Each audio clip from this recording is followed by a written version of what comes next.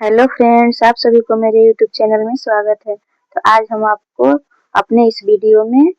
15 फरवरी महाशिवरात्रि के दिन किए जाने वाले उपाय के बारे में बताने जा रही हूँ, जो कि पूज्य पंडित प्रदीप मिश्रा जी इस उपाय को बताए हैं और इस उपाय को करने से हर किसी को लाभ मिलता है। तो आप भी इस उपाय को करके अपने घर में सुख शांति समृद्धि ला सकते हैं, रोगों से छुटकारा पा सकते हैं।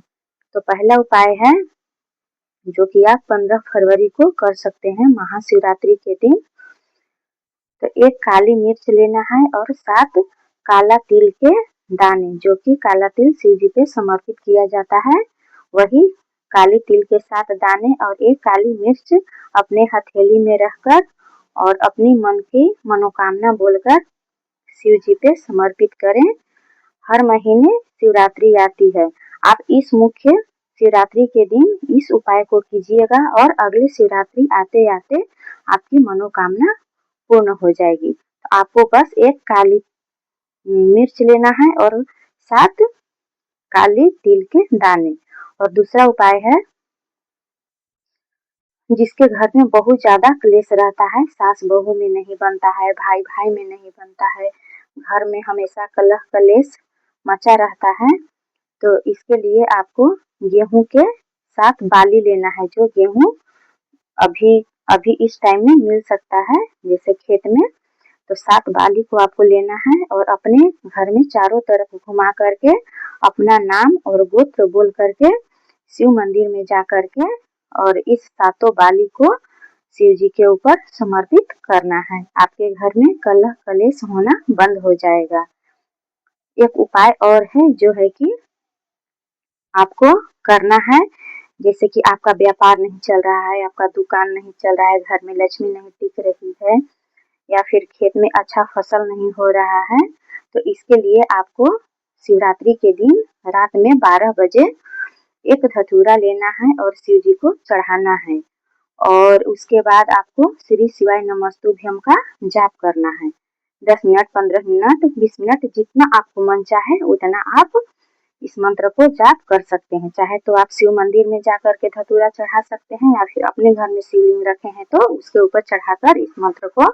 जाप कीजिएगा। और फिर उसके बाद उस धतूरे को उठाकर लाल कपड़े में लपेटकर बांधकर अपने दुकान में रख दीजिए या फिर अपने घर के तिजोरी में रख दीजिए या फिर अपने खेत में जहाँ पे आपको अच्छी फसल नहीं हो रही है वहाँ पे उस खेत में गाड़ दें। फसल अच्छा होने लगेगा और आपका दुकान अच्छा चलने लगेगा, व्यापार अच्छा चलने लगेगा, घर में लक्ष्मी टिकने लगेगी। एक उपाय और है जो है कि अगर आपको बहुत मतलब ज्यादा बीमारी हो गया है, ज्यादा परेशानी है, तो इसके लिए आपको 7 बेर लेना है और उन 7 बेर को जिस व्यक्ति को बीमारी है, रोग से ग्रसित है, उसके ऊपर से घुमा करके 7 बार घुमा करके उस बेर को शिव जी के ऊपर, शिवलिंग के ऊपर 12 बजे दिन में दोपहर के टाइम में जाकर के शिवलिंग पे समर्पित कर देना है। ऐसा करने से उस व्यक्ति को 3 माह होते होते रोग से छुटकारा मिलने लगेगा, रोग समाप्त हो जाएगा। और एक उपाय और है जो है कि अगर किसी व्यक्ति को पेट से संबंधित कोई परेशानी है, जैसे हमेशा गैस बना हुआ रहता है या फिर पेट में दर्द रहता है या फिर किसी तरह का कोई परेशानी है पेट से संबंधित, तो आप शिवरात्रि के दिन बेर चढ़ाने जाएं, उस बेर को चढ़ा करके और वहां से वापस उठाकर अपने घर ले आए। और मान लेते किसी को पेट में बहुत ज्यादा दर्द है, तेज दर्द है, तो उस बेर को आप उस व्यक्ति को खिलाइए। 5-10 मिनट में उसको पेट दर्द में आराम लगने लगेगा, क्योंकि शिवरात्रि के दिन चढ़ाया गया बेर में बहुत प्रबल, बहुत शक्ति आ जाती है। तो आप इस उपाय को भी कर सकते हैं। एक उपाय और है जो है कि मान लेते हैं किसी को बहुत बड़ी बीमारी हो गई है, जैसे लीवर की बीमारी, किडनी की बीमारी, कोई भी गंभीर बीमारी हो गया है किसी को और ठीक नहीं हो रहा है और डॉक्टर भी कह दिया है कि जल्दी ठीक नहीं हो पाएगा। तो आपको क्या करना है कि 7 धतूरे लेना है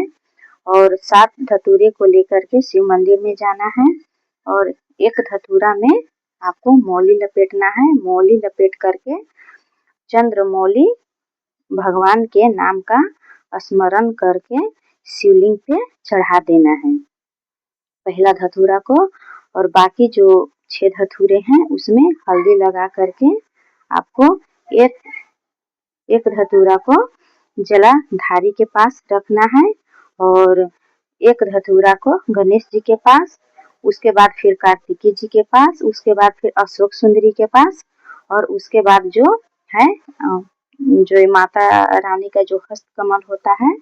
उसके पास एक धतूरा रखना है। इसी तरह बारी बारी से 6 धतूरा को 6 जगह पे रखना है। जैसे कि जहाँ से जल गिरता है, जहाँ जल गिरता है वहाँ पे जलाधारी के पास जो आप रखे हैं धतूरा, उस धतूरे के उठाकर लाना है और जिसको भी बीमारी है, जिसको भी रोग ठीक नहीं हो रहा है, उसके ऊपर से घुमा करके उसको स्पर्श करा करके और उस धतूरा को बेलपत्री के पेड़ के नीचे ले जा करके रख देना है। इतना करने से उस व्यक्ति को बीमारी में आराम लगने लगेगा।